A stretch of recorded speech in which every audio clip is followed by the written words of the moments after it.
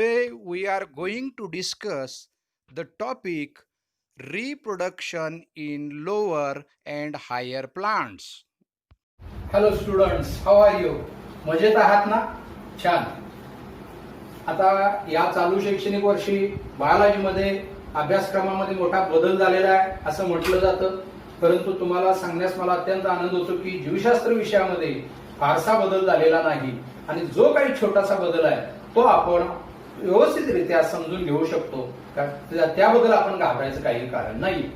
गेल्या वर्षी अभ्यासक्रमामध्ये ज्या टॉपिकचं नाव होतं रिप्रोडक्शन इन प्लांट्स, त्याच टॉपिकचं नाव बदलून चालू वर्षी पहिलाच टॉपिक आपल्याला reproduction in lower and higher plants असं ठेवलेलं आहे.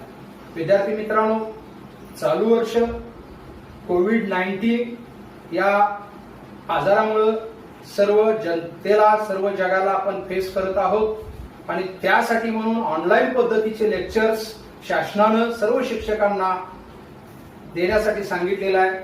त्यामुळे मी हा टॉपिक आता ऑनलाईन पद्धतीने घेत आहे. तुम्हाला माहित आहे, प्रत्येक सजीव जन्माला येतो आणि त्याच्या जीवनक्रमामध्ये तो आपल्याच सारखे अनेक सजीव निर्माण करतो आणि ही त्याची जी क्षमता आहे त्या क्षमतेलाच आपण पुनरुत्पादन किंवा रिप्रोडक्शन असं म्हणतो.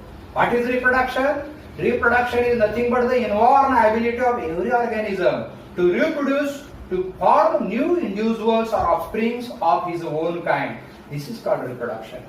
Reproduction हे सजीवाचे एक महत्वाचं लक्षण समजलं जातं. सजीवामध्ये रिप्रोडक्शन करण्यासाठी का सजीव रिप्रोडक्शन करतो? What is the need of reproduction? Reproduction is essential for continuity of life. For perpetuation of species, organism can reproduce. सजीवाला स्वतःचं अस्तित्व पुढच्या पिढीमध्ये दर्शवण्यासाठी रिप्रोडक्शनची गरज असते आणि म्हणून प्रत्येक सजीव हा रिप्रोडक्शन करीत असतो. तर रिप्रोडक्शनची व्याख्या पाहिल्यानंतर रिप्रोडक्शनचे प्रमुख दोन प्रकार असतात किंवा दोन भाग आहेत. इंग्रजीमध्ये त्याला आपण म्हणतो टाइप्स ऑफ रिप्रोडक्शन. हे दोन प्रकार कोणते? पहिला असेक्शुअल रिप्रोडक्शन आणि दुसरा सेक्शुअल रिप्रोडक्शन. आता याचं उत्तर नावातच दडलेलं आहे. अ म्हणजे विदाउट आणि सेक्शुअल म्हणजे sex. Without the sexual cells, that is without the fusion of male and female gamete, the mode of reproduction takes place is called as asexual reproduction. जेव्हा मेल आणि फिमेल गॅमेट्स यांच्या संयुगाविना reproduction होतं त्याला म्हणायचं asexual reproduction. आता sexual reproduction म्हणजे काय? Where reproduction takes place with the fusion of male and female gametes, that reproduction is called as sexual reproduction.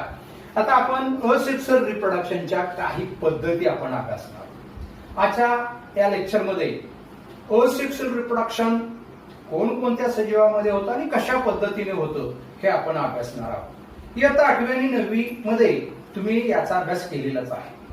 तरीही या टॉपिक मध्ये आता आपण काही अधिक माहिती घेणार आहोत. असेक्शुअल रिप्रोडक्शन मध्ये सुरुवातीला फ्रॅगमेंटेशन. फ्रॅगमेंट म्हणजे तुकडा.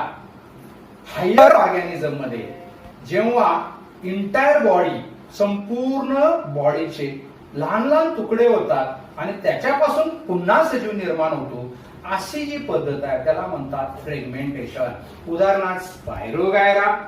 फ्रॅगमेंटेशनची उदाहरण सांगतो. स्पायरोगायरा हे एक उत्तम उदाहरण आहे. त्याच्यामध्ये फ्रॅगमेंट होतात, तुकडे पडतात आणि त्यापासून नवीन सजीव तयार होतो. विद्यार्थ्यांनो, फ्रॅगमेंटेशन ही बहुतांशी ही पद्धत ही आपण पाहतो ती शैवालामध्ये पाहिली जाते. अल्गी मध्ये फ्रॅगमेंटेशन ही मेथड जास्त प्रमाणात आढळून येते. आता दुसरा प्रकार आहे बडिंग. व्हॉट इज बड?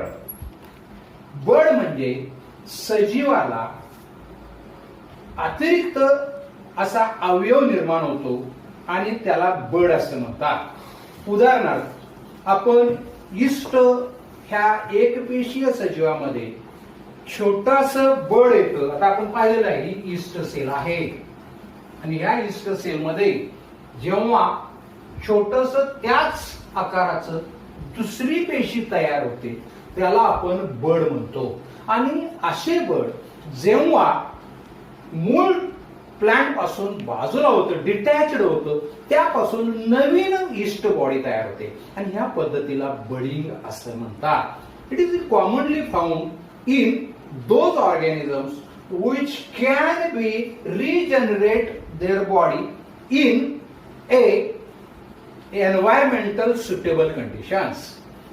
आता तिसरा प्रकार पाहणार आहोत, स्पोअर फॉर्मेशन. जेव्हा लोअर ऑर्गॅनिझम मध्ये स्पोर्स तयार होतात, उदाहरणार्थ आता आपण पाहिलेलं आहे की पेनिसिलियम नावाचं प्लांट आहे, त्या पेनिसिलियम प्लांट मध्ये हे एक प्रकारचं कवक आहे, फंगस आहे, त्याच्यामध्ये क्लॉनिडिया सारखे स्पोर्स येतात.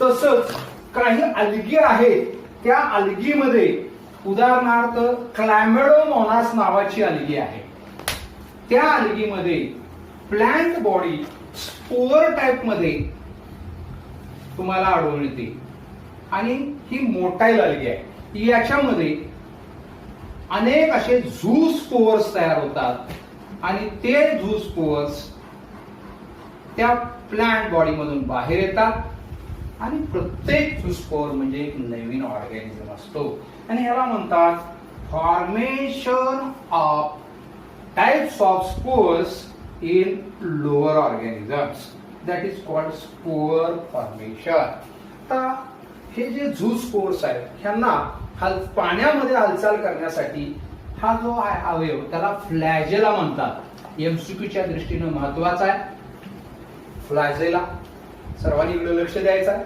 कारण परीक्षेमध्ये याच्याविषयी 2 मार्कासाठी बरेचदा प्रश्न विचारले जातात की रिप्रोडक्शन इन लोअर ऑर्गॅनिझम्स, कोणकोणत्या पद्धतीने रिप्रोडक्शन होतं. तर रिप्रोडक्शन इन लोअर ऑर्गॅनिझम मध्ये असेक्सुअल मोड ऑफ रिप्रोडक्शन हे कॉमन आहे आणि त्याच्यामध्ये fragmentation mostly found in algae, then budding in yeast and spore formation in algae like क्लॅमेडोमोनास.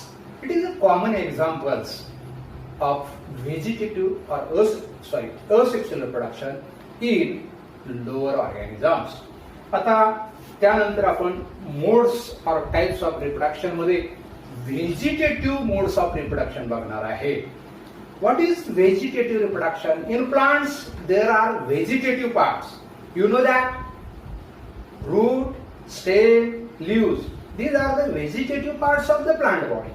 When reproduction takes place by vegetative parts of the plant body, that mode of reproduction is called as vegetative reproduction. जेव्हा वनस्पतीमध्ये मूळ, खोड आणि पान यांच्याद्वारे जर वनस्पतीमध्ये पुनरुत्पादन होत असेल तर त्याला आपण व्हेजिटेटिव्ह रिप्रोडक्शन असं म्हणतो. आता आपण जाणता आपण सर्व शेतकऱ्याची मुलं आहात. आपल्या शेतामध्ये आपण ऊसाचं बियाणं लावतो, त्यासाठी ऊसाच्या खोडाचे अनेक तुकडे करतो आणि ते शेतामध्ये लावतो. याला म्हणतात vegetative reproduction by stem cutting. तर त्याच पद्धतीनं काही वनस्पतीमध्ये मुळाद्वारे रिप्रोडक्शन केलं जातं. उदाहरणार्थ स्ट्रॉबेरी, ब्लॅकबेरी, सायट्रस यामध्ये वनस्पतीचं पुनरुत्पादन मुळापासून केलं जातं, त्यामुळे त्याला व्हेजिटेटिव्ह रिप्रोडक्शन बाय रूट्स असं म्हणतात. तर काही वनस्पती अशा आहेत की ज्यामध्ये रिप्रोडक्शन साठी व्हेजिटेटिव्ह पार्ट म्हणून वनस्पतीचं पान घेतलं जातं आणि पानाचे अनेक तुकडे करून त्यापासून जेव्हा इंटायर प्लांट बॉडी तयार केली जाते त्याला व्हेजिटेटिव्ह रिप्रोडक्शन बाय लीव्हज म्हणतात. त्याचं बेस्ट एक्झाम्पल आहे सॅन्स्वेरिया, ज्याला आपण सापछडी म्हणतो, किंवा ब्रायोफायलम, ज्याला आपण पानफुटी असं म्हणतो. आणि या वनस्पतीमध्ये vegetative reproduction can takes place by leaves. आता हे व्हेजिटेटिव्ह रिप्रोडक्शन प्लांट बॉडी जी तयार होते, विद्यार्थी मित्रांनो, ती जी प्लांट बॉडी असते ती मूळच्या वनस्पतीसारखी असते. त्याच्यामध्ये कोणताही फरक असत नाही. It is not only genetically but also physically same, and so newly formed organism which is identical morphologically and genetically is called as clones.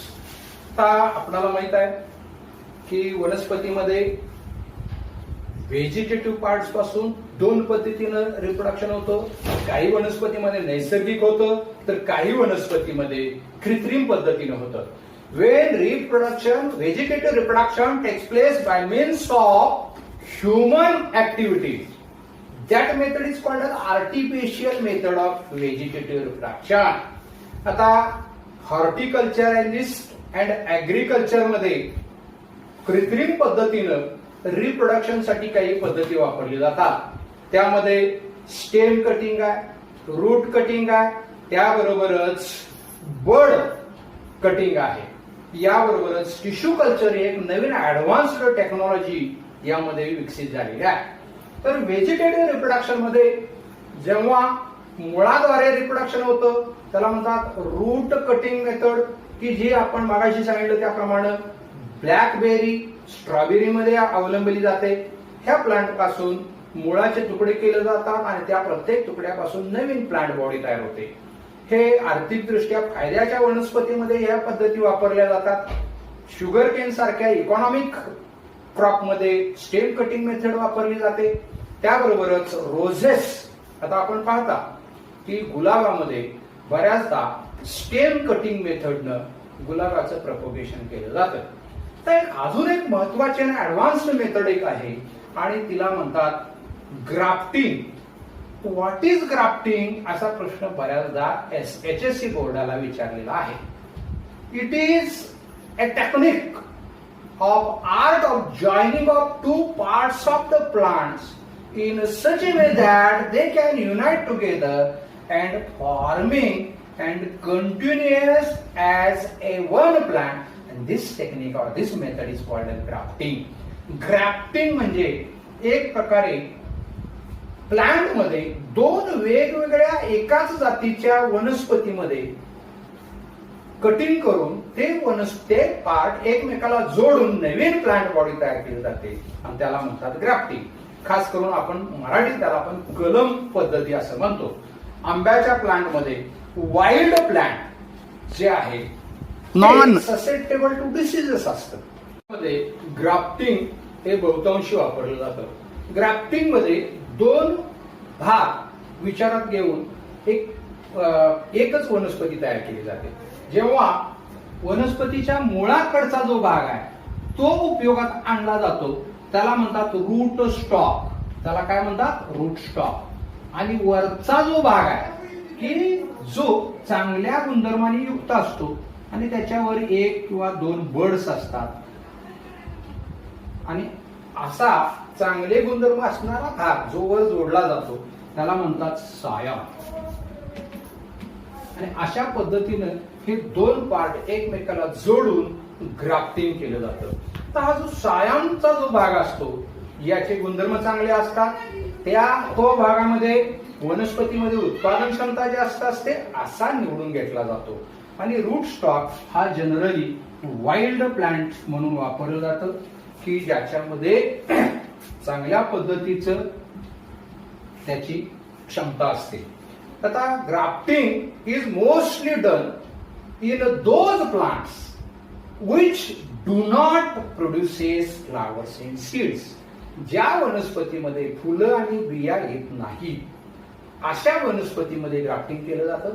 दुसरा महत्वाचा मुद्दा, it should be done in economically important plants. ज्या वनस्पतीपासून आपल्याला फायदा मिळतो अशा वनस्पतीमध्ये ग्राफ्टिंग केलं जातं. फॉर एक्झाम्पल टिक्टोना, ज्याला आपण साग म्हणतो, अशा दुर्मिळ वनस्पती किंवा अशा वनस्पती ज्यामध्ये आपल्याला आर्थिक उत्पन्न भरपूर मिळतं, गुलाब, रोजेस म्हणतो, अशा वनस्पतीमध्ये सुद्धा common practice grafting is a common practice. तर अजून एक प्रकारचं ग्राफ्टिंग आहे ज्यामध्ये खोड न जोडता फक्त वनस्पतीचा बड जेव्हा ग्राफ्ट केला जातो त्याला बर्ड ग्राफ्टिंग असं म्हणतात. Is called single bud grafting. तर मायक्रो प्रोपोगेशन ही एक नवीन मेथड आहे ज्यामध्ये टिश्यू कल्चरद्वारे एका छोट्याशा भागापासून वनस्पतीच्या कमी वेळामध्ये अनेक प्लांटलेट तयार करण्याची ही पद्धत आहे. It is nothing but the formation of new plantlets many in number from a single tissue and that's why it is called as tissue culture method. तर याच्यामध्ये ज्या नवीन प्लांटलेट तयार केल्या जातात या पद्धतीला मायक्रो प्रोपोगेशन असं सुद्धा म्हणतात. आणि यामध्ये कमी वेळामध्ये छोट्या वनस्पतीच्या छोट्या भागापासून अनेक विपुल प्रमाणात अशा वनस्पती तयार करण्याची ही एक चांगली पद्धत आहे मायक्रो प्रोपोगेशन ही. तर टिश्यू कल्चर मध्ये आपण पाहतो केळी, ऊस किंवा असे इकॉनॉमिक प्लांट आहेत त्यांच्यामध्ये टिश्यू कल्चर हे मोस्टली युजड केलं जातं आणि त्याचा उपयोग शेतकऱ्यांच्यासाठी होतो. आता आज आपण जे पाहिलं ते लेक्चर जितका वेळ आपण पाहिलं त्याच पद्धतीने अजून एक 8-10 लेक्चर मध्ये हा आपण टॉपिक संपवणार आहे. इथून पुढे आपण सर्वांनी लक्ष देऊन इथून पुढचे सगळे टॉपिक बघायचे आहे आणि मला फीडबॅक द्यायचा आहे न चुकता. आलं लक्षात? ठीक आहे. तर आज आपण इथं थांबणार आहोत. Good bye.